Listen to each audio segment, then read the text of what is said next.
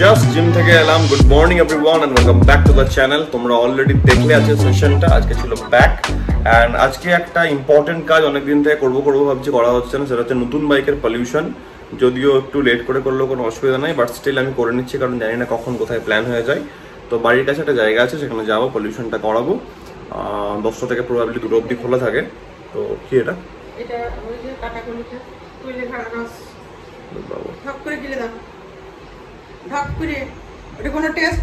জানি আমি।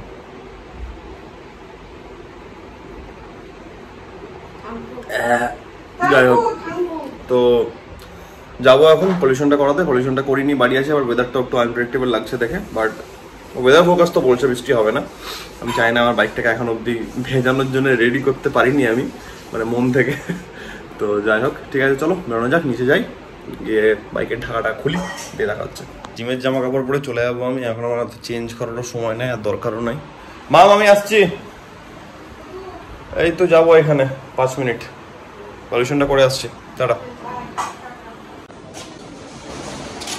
আমার পার্সোনাল বডিগার্ড।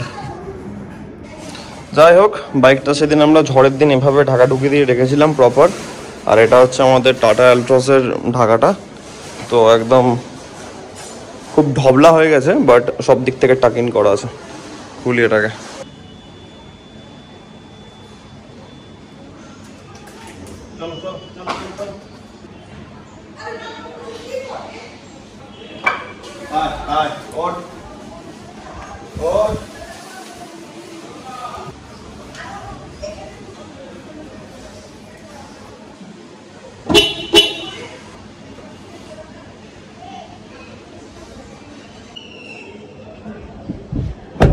ঢাকাটাকে আর মাইক্রোফাইবার ক্লথটাকে আমি রাখলাম গাড়ির মধ্যে, ব্যাগের ওপরে যাবো না, মানে সে আবার একটু পরে হোক বা বেরোনোর আগে, শোরুম যাওয়ার আগে আমাকে ঢাকা দিয়ে যাবো। ব্যাপার সেদিন যখন বৃষ্টি পড়ছিল, আমি ক্যামেরায় দেখলাম যে ঢাকা নেই। আমি লিটারালি ক্যামেরাটাকে রিভার্স করে আবার দেখলাম যে কী ব্যাপার, কী হলো।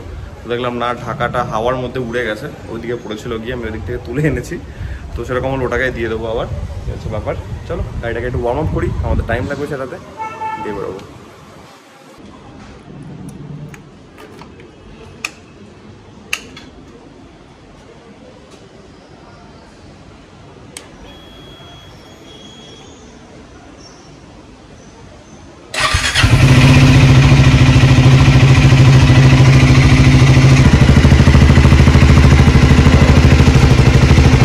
Completely warmed up.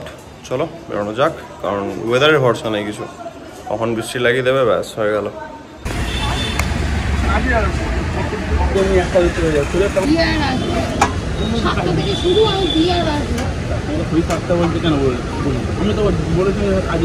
স্টার্ট করবো?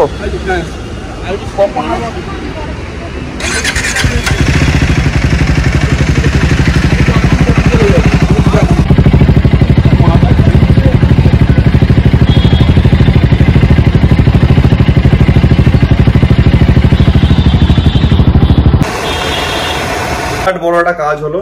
এই যে আমাদের ভ্যালিড আছে হচ্ছে 29/5/2025, 29/5/2025। তো দ্যাটস গুড। আমার যখন বাইকটা দেখলো তখন ছেলেটা বলছে তোমার তো অলরেডি ইয়ে আছে, পলিউশন করা আছে। তো আমি ওটাই বললাম যে আমার এটা যখন গাড়ি কেনা হচ্ছে তখন থেকে আমি দেখলাম আমার আরসিতে আপডেট আছে, বাট যেহেতু পেপার নাই, এখন পুলিশ ধরলে কি করবো। এটা অনেক ছোট জিনিস, কিন্তু বহুত একটা বড় কাজ, যেটা যে কমপ্লিট করে নিলাম। কারণ জানি না কখন কোথায় প্ল্যান হয়ে যায়, বা দেখা গেল চেকিং হলো বা কিছু হলো, দেখলো বা কিছু, তখন 10 রকমের কোয়েশ্চেন হবে। সব অ্যাভয়েড করা ভালো। সব পেপার আপডেট হয়ে গেল ফাইনালি আমাদের কাছে।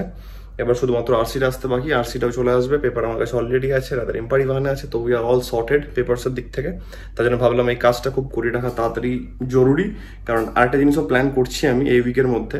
তো দেখা যাক, হলে তোমরা দেখতে পাবে, জানতে পারবে। আচ্ছা ব্যাপার, তুমি আমাকে একটা কথা বলো, কুলেখাড়াটা কি? কুলেখাড়াটা খেয়ে রক্ত হয়। আচ্ছা, তুমি খাও না এটা? মাম ম্যাক্সিমাম টাইমে খেয়ে থাকে এটা, বাট আমি আজকে প্রথম খেলাম। তো ভালো, ঠিক আছে, একদমই ভালো লাগলো না খেতে, টেস্ট নাই, কিছু নাই। তো যাই হোক, আমি ফ্রেশন আপ হই। জিম থেকে আসার পর তো আমার কিছু জামা প্যান্ট চেঞ্জ করিনি, যা পরে গেছিলাম তাই পরে বেরিয়ে গেলাম। যাই হোক, শোরুম যাওয়ার আছে, ফ্রেশন আপ হই, দিয়ে দেখা হচ্ছে, টাটা। তো আমরা বেরোলাম, শোরুম যাচ্ছি এখন। টাইম অনেক হাতে আছে, অনেক হাতে টাইম নিয়ে বেরোনো হয়। আমাদের শোরুমের টাইম বেসিক্যালি 4টে থেকে, তো 4টের আগে শোরুম আমাদের খুলে যায়। তো যাই হোক, লাঞ্চ ফাঞ্চ করলাম, বাড়িতে একটু রেস্ট নিলাম, অ্যান্ড দেন এখন আমরা অন দি ওয়ে। অ্যান্ড একটা ভালো জিনিস হলো, আজকে আমাদের পলিউশনটা কমপ্লিট হয়ে গেল। তো ছোট ছোট ছোট ছোট অনেক কিছু ভাবা হচ্ছে। একটা ছোট লিমিটেশন বাউন্ডেশন বলতে পারো আছে এখন, দ্যাট ইজ ওই 60 কিলোমিটার/আওয়ার। বাট আমি একটা জিনিস দেখছিলাম যে যেটা আমি 3500 RPM ধরে গাড়ি চালাচ্ছিলাম, সেটা অ্যাকচুয়ালি 7 থেকে 7,500 RPM অবধি যাওয়া যেতে পারে, সেটা আমাদের ম্যানুয়ালে লেখা আছে। বাট এটাই আমি ধরে চালাচ্ছি একটু কাইন্ড অফ, মানে কি বলবো, সুদিং করা ইঞ্জিনটাকে। তো ওই জন্য ওটাকে আমি মেনটেন করবো। কতই আর ডিফারেন্স হবে, খুব বেশি হলে 60 থেকে 80 হবে ম্যাক্সিমাম। যাই হোক, তো ওটাকে আমি অতটা মাথায় রাখছি না, আমি 60 ধরে চালাচ্ছি। কয়েকদিনেরই ব্যাপার, হয়ে যাক, তারপরে তো যাবো, চাপ নেই। তো আমাদের আজকে বাইকটা পলিউশনের জন্য যখন নিয়ে যাচ্ছিলাম, খুব কম ডিস্টেন্স, খুব বেশি হলে 5 থেকে 8 কিলোমিটার মতন গাড়ি চলেছে বাড়ির কাছেই, পেট্রোল পাম্পের ওখানে। তো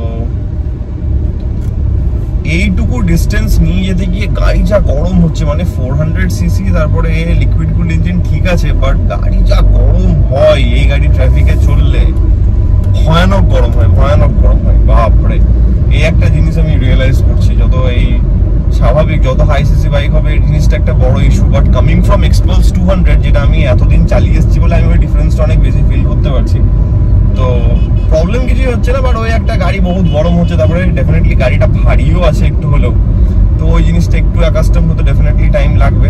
প্রবলেম কিছুই হচ্ছে না, বাট একটা থাকে না হাত সেট হওয়ার একটা ব্যাপার। তো মানে ওই একটা পজিশনে তুমি একটা পশ্চারে গাড়ি চালিয়ে আসছো ফর দ্য পাস্ট 5.5 বছর 6 বছর, তারপরে হুট করে আর একটাতে তুমি যখন শিফট হচ্ছো, তখন ওই জিনিসগুলো একটু ইয়ে লাগে। আর উইথ টাইম সেটা ডেফিনেটলি মানে একদম নর্মাল হয়ে যায়। যাক, নর্মাল এখনো আছে, আই থিঙ্ক তোমরা বুঝতে পারছো আমি কি বলার চেষ্টা করছি। তো ওইটা হচ্ছে ব্যাপার। ওয়েদারটা না এত একটা আনপ্রেডিক্টেবল টাইপের ওয়েদার হয়ে গেছে, এখনই মেঘ হচ্ছে, এখনই দেখছি রোদ উঠে যাচ্ছে, তো বুঝতেও পারা যাচ্ছে না, তোমার রিস্ক নিয়ে লাভ নেই। আমি তখন ওটা আরো ভাবছিলাম যে যদি আলটিমেটলি বৃষ্টি পড়তে লাগলো ব্যাস, তাহলে আবার গাড়িও ভিজবে, আমিও ভিজবো।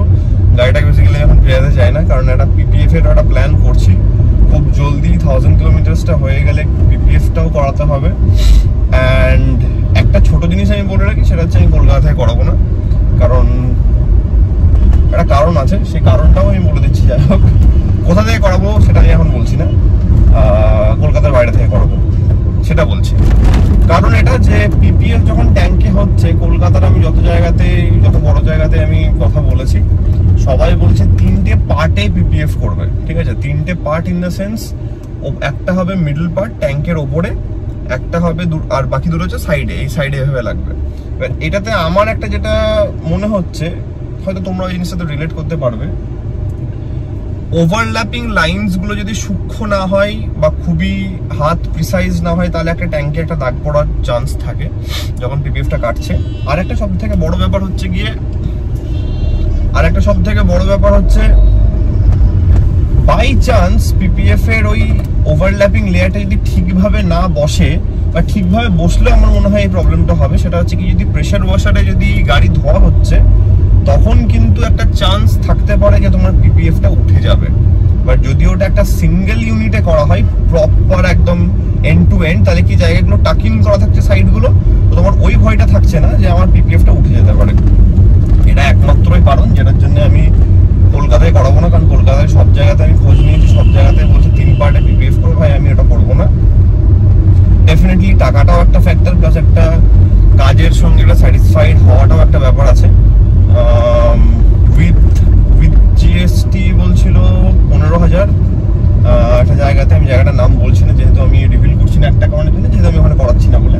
আর একটা জায়গাতে জিজ্ঞেস করলাম ওই 12,500-13 মতন। তো আলটিমেটলি ঘুরে ফিরে একই। আর যদি আমি উইদাউট GST করছি, তাহলে ওটা ওই তোমার 12 আর 10,000 মতো পড়ছে। বাট ঠিক আছে, আলটিমেটলি যদি আমার কাজটা ভালোভাবে না হলো, আর ইন দ্য লং রান আমি দেখছি যে আমার PPF-টা নষ্ট হয়ে যাচ্ছে, তাহলে তো কোনো লাভ নেই না করি ওটা।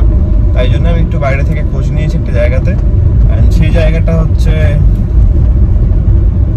বলা যাবে না, যখন যাবো বা যখন হবে তখন তোমরা দেখতে পাবে। তো PPF-টাও আমাদেরকে করাতে হবে।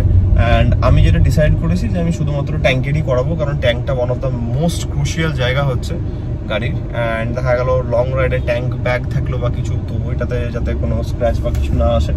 অ্যান্ড বাকি সাইড প্যানেলসগুলো করানো অতটা ইম্পর্টেন্ট কিছু নেই, অ্যান্ড জায়গাও আছে খুব ছোট, সেরকম বিশাল কিছু জায়গা নাই। আবার হয়তো করাতেও পারি যদি আমার ওটাকে খুবই ইউজফুল মনে হয়, কারণ ওই যে একটা ব্যাপার, মানে আমি যখন টাকা ইনভেস্ট করবো আমি দেখবো যে কতটা ভ্যালু ফর মানি হচ্ছে আর কতটা আমার দরকার পড়ছে সেই জিনিসটা, তবে আমি করাবো। ট্যাঙ্কটা 200% আমি করাবো। সাইড প্যানেলসগুলো খুবই কম জায়গা আছে, কিছু ইঞ্জিনের সাইডের জায়গাগুলো ওগুলো করালেও হবে, না করালেও হবে। যদি তখন মনে হয় ঠিক লাগবে তাহলে আমি করাবো, না আমি করাবো না, এই হচ্ছে ব্যাপার। আর ছোট কথা বলি, এখন যে রাস্তাটাতে আছি আমি সেটা হচ্ছে গিয়ে কি নাম এটা, অ্যাপোলোর সামনে রাস্তাটা, ঠিক আছে? সামনে মানি স্কোয়ার আছে, মানি স্কোয়ার অ্যাপোলো রাস্তাটা, এটা হচ্ছে হটস্পট রাস্তা। মানে এটা ওয়ান অফ দ্য রাস্তা যেখানে তুমি ওভার স্পিডিং করলে কেস তোমার আসবে, কারণ ম্যাক্সিমাম টাইমে স্পিড গান নিয়ে দাঁড়িয়ে থাকা হয় এখানে। তো ভেরি কেয়ারফুল। শুধুমাত্র এই রাস্তা বলে না, আমি এই রাস্তাটা বলে দিলাম এখানে হয়। অ্যান্ড ওভার স্পিডিং এমনি করা উচিত না, বাট এটা একটা ছোট টিপ দিয়ে রাখলাম। যারা কলকাতায় থাকো তারা অবভিয়াসলি জানো, বাট স্টিল এই রাস্তাটা কিন্তু খুব ডেঞ্জারাস। তা বলে আমি কিন্তু প্রমোট করছি না যে ভাই তুমি জোরে গাড়ি চালাও, ভুলভালভাবে কিন্তু মেসেজটা নিও না। হ্যাঁ, সাবধানে গাড়ি চালাও, বাট এখানে থাকে, এখানে ওভার স্পিডিং এক এদিক ওদিক হলেই কিন্তু তোমার কেস আসবে, সামনে তোমাকে ধরা হবে। চলো গল্প করতে করতে শোরুম ঢুকে গেলাম আমরা।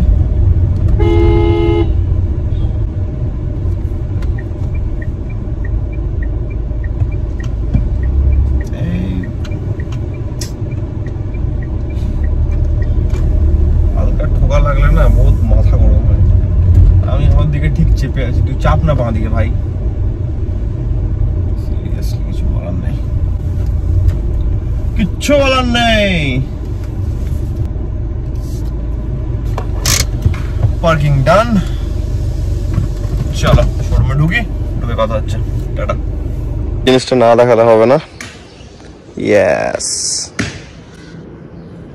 চলে এসছি আমরা শোরুম, অনেকক্ষণ পৌঁছে গেছি, তোমরা দেখেছো সেটা। এই যে মাঝখানে একটু কাজের ফাঁকটাতে ফল খাওয়ার সময় বার করা হয়েছে, একটু ফল টল খাওয়া হচ্ছে। তো ঠিক আছে, একটু কাজ বাজ করি, একদম বেরোনোর সময় একটু গল্প আড্ডা হচ্ছে আবার। চলো টাটা। শোরুম আমাদের বন্ধ হলো, অ্যান্ড এখন একটা ছোট কাজ আছে। সেই কাজটা কি? সেই কাজটা হচ্ছে আমাদের একটা ডেলিভারি আছে। মানে আমাদের কি হয়, যখন শোরুমের স্টাফ অ্যাভেলেবেল থাকে তখন শোরুমের স্টাফ ডেলিভারি করে দিচ্ছে। রাত্রের টাইমে বা অন্য কোনো টাইমে যদি আমাদের স্টাফ অ্যাভেলেবেল না থাকছে বা এত অর্ডার আছে স্টাফ বিজি থাকছে, তখন আমরা ফার্স্ট অপশনে যাই, সেটা হচ্ছে সুইগি জিনি।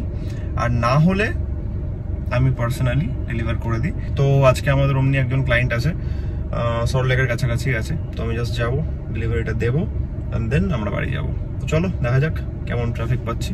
হোপফুলি পাবো না, বাট লেটস সি। লাস্ট মোমেন্টের একটা অর্ডার, যেখানে আমাদের ডেলিভারি সব ছেলেরা স্বাভাবিক রাত হয়ে গেছে, এখন বাড়ি যাওয়ার টাইম। এবার কি আর আমি জিনি করবো এখন, তো আলটিমেটলি আমি দিয়ে দিলাম। অ্যান্ড মোস্ট ইম্পর্টেন্টলি, এটা যে কোনো বিজনেসেরই একটা এথিক্স থাকা উচিত, এটা আমার তো খুবই আছে। সেটা হচ্ছে গিয়ে কাস্টমার স্যাটিসফ্যাকশন সব থেকে বেশি ইম্পর্টেন্ট, যেন আমার কাস্টমারের মন খারাপ কখনো না হয়। তো আমাদের ডেলিভারি হয়ে গেছে, অ্যান্ড লেটস গো, বাড়ি যাই। বাড়ি যাওয়ার জন্য একটা সব থেকে বেশি ইম্পর্টেন্ট জিনিস আমার লাগবে, সেটা হচ্ছে আপাতত ম্যাপ, কারণ আমাকে এখান থেকে হায়াত অব্দি পৌঁছানোর জন্য ম্যাপ লাগবেই। কারণ এই সল্টলেকের এই এরিয়াটা ভাই যে লেভেলের রাস্তা আছে, আর আমি এমনিও ডেলি এদিকে আসি না, তো রাস্তার আইডিয়াও নেই। So I need the map. আমরা আগে পৌঁছাই হায়াত অব্দি, দিয়ে আবার আমাদের গল্প কন্টিনিউ হচ্ছে। টাটা। ফেরার সময় আমি যে টাইপের ক্রাউড পেয়েছি, আর লিটারালি কথা বলার কোনো সিন ছিল না রাস্তার মধ্যে। তো আমি দেখলাম যে ঠিকঠাক ভাবে আমাদের বাড়ি পৌঁছানোটা অনেক বেশি ইম্পর্টেন্ট। তো রাস্তার মধ্যে ক্রাউড অনেক বেশি ছিল। তো যাই হোক, বাড়ি পৌঁছালাম, বাড়ি পৌঁছে ফ্রেশন আপ হলাম, একটু বিয়ার্ড ফিয়ার্ড সব শেপ করা হলো, একটু আনশেপ হয়ে গেছিল। যাই হোক, তো আপাতত কিছু কাজ নিয়ে বসেছিলাম, সেই কাজগুলো করতে করতে অনেকটাই রাত হয়ে গেল। কটা বাজছে? ওটা 1:15 বেজে গেল। যাই হোক, অ্যান্ড এই তো বাইরে শুরু হয়ে যাওয়ার বৃষ্টি, ভয়ানক বৃষ্টি হলো তখন, ঝড় বৃষ্টি। তো যাই হোক, ঠিক আছে, চলো আজকের ব্লগটাকে আমি এত অবধি রাখছি। আশা করছি আজকের ব্লগটা তোমাদের ভালো লেগেছে। যদি ব্লগটা ভালো লেগে থাকে দেন তোমরা জানো, as usual do like, share, subscribe. খুব জলদি দেখা যাবে নতুন ব্লগের মধ্যে। Take care, be safe, bye bye, good night.